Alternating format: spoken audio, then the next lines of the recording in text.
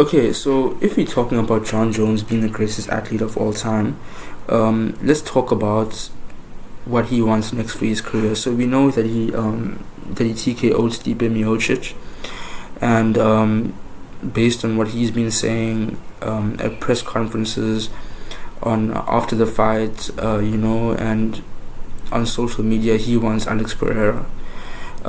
So I stand with this actually. I'm for Alex Pereira fighting John Jones, and let me tell you why. Let me tell you why. Right? It's not about style.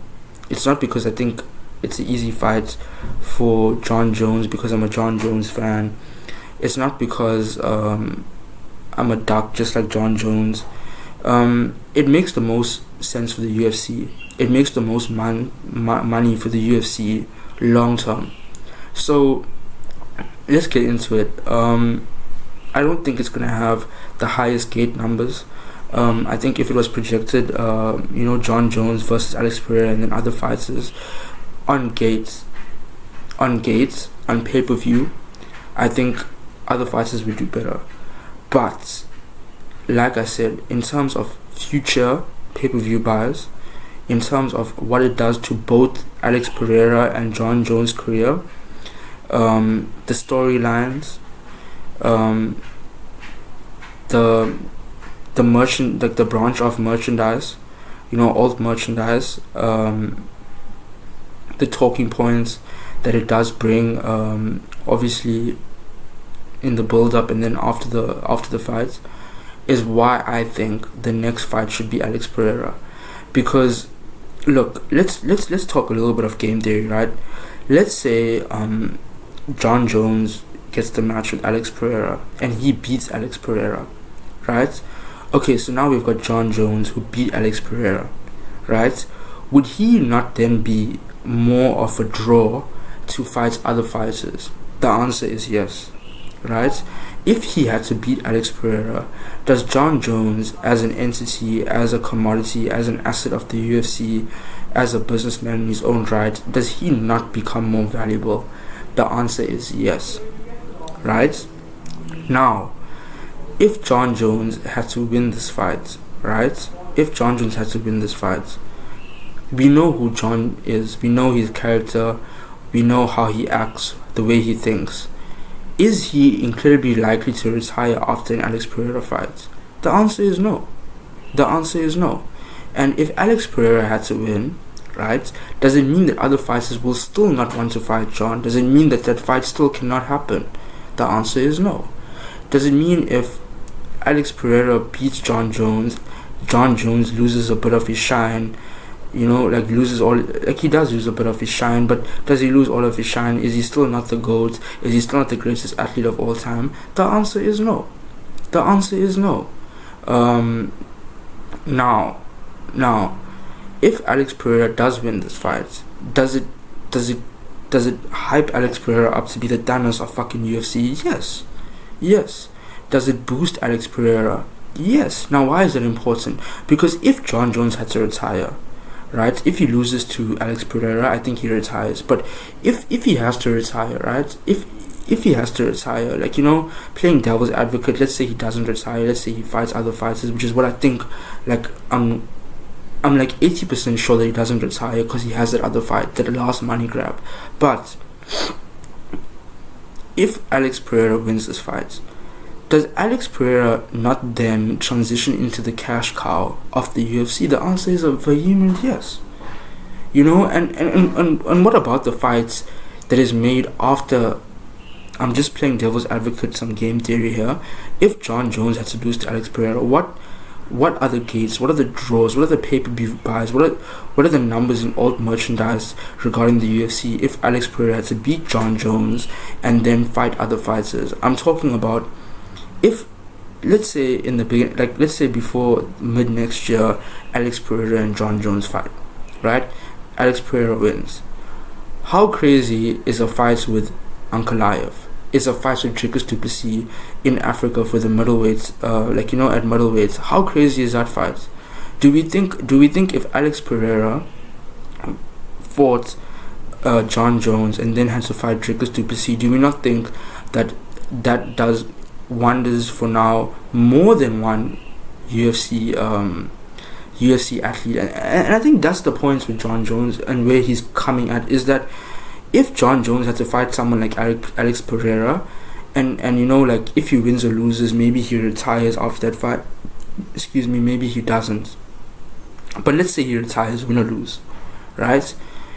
A fight between John Jones and Alex Pereira does more for the UFC as a business, does more for the sports of MMA, and does more for other fighters than a fight with John Jones versus any other fighter, right?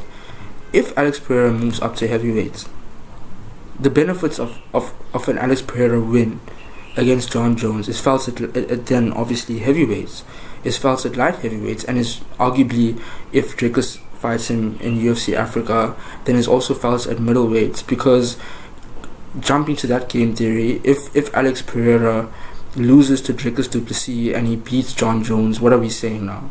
If Alex Pereira beat John Jones and then loses to Dricus du Plessis, what do we say about Dricus du Plessis? What do we say about Alex Pereira? What do we say about John Jones? Do you understand what I'm getting at now? You need to do the Anderson Silva thing, which is make the streets talk for as long as possible, and you can't just do a one-off. And I think the UFC is so focused on these one-offs that is what's causing us as the UFC and UFC fans and things of that nature to not be as big as we can be as the UFC, and it's us being our worst enemy, and it's us taking out ourselves so our competition doesn't need to. The UFC, when they're making fights, there needs to be game theory employed, and you need to think about the long game and the longevity of it, which is that if Alex Pereira had to fight John Jones, that fight does more for the community of mixed martial arts and more for the business of the UFC, as well as both of their separate brands and then the other fighters' brands, than any other fights, I'm saying, in the history or the future of MMA in the UFC. There's no other fights that does more for the UFC and the community than a fight between John Jones and Alex Pereira, because nowhere are we getting a fighter bar maybe a Conor, and that's the point. That's why John Jones and Conor McGregor both say it's red panty night. Conor McGregor, we know he can fight at featherweight, lightweights, and welterweights, and it's the same with Alex Pereira. He fights in middleweight, light heavyweights, and then now heavyweights. So how many careers would that a fight of that nature after John Jones is long gone, after Alex Pereira himself has retired, like, we'll still be talking about, okay, this guy touched Alex Pereira and Alex Pereira touched John Jones. Alex Pereira is Alex Pereira, John Jones is John Jones. And that carries a lot of weight. Where Alex Pereira can have his hands on someone in the middleweights, light heavyweights, and heavyweight division, and other fighters just cannot do that. At that level that Alex Pereira does that at. You see what I'm saying? So whether Alex Pereira wins or loses, whether John Jones wins or loses, this is the fight to make, because this is the fight that maybe it won't do as many pay-per-view buys, maybe it won't have such a high gate, but in terms of longevity, if it had to be plotted, if it had to be studied, if it had to be graphed and measured, the amount of money that the UFC will make over a period of time, if the fight was John Jones versus Alex Pereira, will dwarf the amount of money that the UFC will make and how things will play out long term if John Jones had to fight any other fighter. And the game theory runs by that if John Jones had to still fight Alex Pereira, no one is saying that he wouldn't have that fight after. This is just the fight he wants now, right? And I just want to use this opportunity to say, like, of all the people that we should be giving a pass to, and it's not even a pass, it's not even a duck. When I say a pass, I mean give them what they want. Let them have the black card, the blank check, unlimited swipes. It's John Jones. It's John Jones. And I've never heard John Jones ever use this like the whole pass before to say, like, guys, I'm John Jones, give me what I want. We've never heard him do that. And he has every right to do that. I mean, we let Conor get away with so much, and we could argue that we let John get away with so much, but it's fucking John Jones, guys. And 90% of the shit that he does that you think is bad is actually fucking cool. You know, it's John Jones. It's Johnny Bones Jones. So, getting back into it, like, I just don't think that he's asking for too much. I honestly believe that yes, the UFC should give him a payout. Yes, the UFC should give him, a percentage of the pay-per-view buys. But I also think if they can't fucking pay him $30 million, like how Anthony Joshua gets paid or whatever the case may be, I don't expect them to pay him that much. But I do think they should give him some fucking equity in TKO. That's what I think anyone would do. It's like if I'm running a business and I need a highly skilled individual to form part of my team, you know, I'm bringing a product to market, or I have a particular skills and particular service in a very highly specialized skilled industry, and I need this particular individual, but I can't afford them, then I'm gonna give them equity. Why are we not thinking about giving John Jones equity in TKO? Like, it doesn't make sense. Like, it's not going to do better for us to have John Jones sitting on the TKO board, you know? And I think that is a deal that John Jones would gladly take. And I think that it's a deal whereby we don't have to think about paying John Jones that much if we had to give him equity. Like, the relation is much better. Like, if you understand what I'm saying, the deal for the UFC for how much of equity they probably give John is a much better deal for the UFC to rather give him that small piece of equity than pay him a huge lump sum. You know, and that's my solution. That's my idea, is that give John Jones a bit of equity, and watch how he changes in his approach to obviously tackling these issues. But like I said, the Alex Pereira fight is the one that makes the most sense for the whole industry, for the whole community, for the business, for the numbers, for the money, for the revenue, for the fans, for the growth of the sport, for the growth of the UFC as a company, and the old media, the old branches of merchandising, stuff of that nature. It's Alex Pereira versus John Jones. And when it comes to how to pay him, I've given you my idea. I haven't. I'll wait to hear what the take is on that. But that is the most solid solution. That is the most solid psychology around why we should pick this fight over a fight to the other fights at first, because the game theory checks out, which is that either way, no one is saying John Jones won't fight the guy after, you know, and I think he's much more likely to, if it has to go either way, he's much more likely to. Obviously, the most likely is if he wins, he's going to be extra confident. But in terms of the negotiation table, then we'll really see something happening. You know, if God forbid, touch wood, it's a loss. And I don't think the UFC should strip him of his title before this fight, because it wouldn't just do numbers. It wouldn't do the best numbers.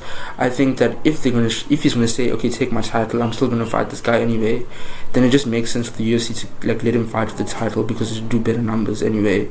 So I'm not even going to talk about styles.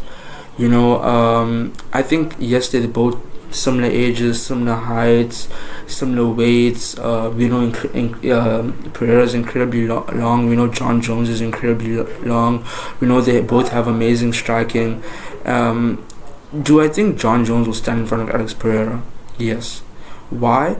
Because John Jones would argue the same about Stipe, which is that, you know, Alex Pereira has these set kind of things that he does which are powerful, and that's how people get knocked out by Alex Pereira, so he's going to try and counteract that.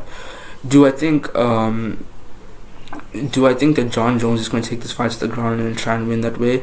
I think people sleep on Alex Pereira and his ground game. I think he's training with Glover Teixeira, and I think that he's BJJ and his jiu-jitsu and his takedown defense and his grappling and his wrestling has really improved. I think he doesn't also showcase a lot of it. He doesn't need to. So I think people would be foolish to just not assume that since Alex Pereira has been into the UFC, he hasn't been working on that. That hasn't been a core focus of his. We know that for the Khalil Roundtree fight, he was training judo as well. So Alex Pereira is not stupid. He's not dumb. He's a very smart man. incredibly intelligent fighter as well. So it is an exciting fight. It's not a foregone conclusion that Alex Pereira just gets blitzed by John Jones. I don't think so. I really don't think so. I think that John's going to have to answer a lot of questions that Alex Pereira is going to throw at his face. And I think there's, like, honestly, a very good chance that John Jones could not come out the favorite for this fight.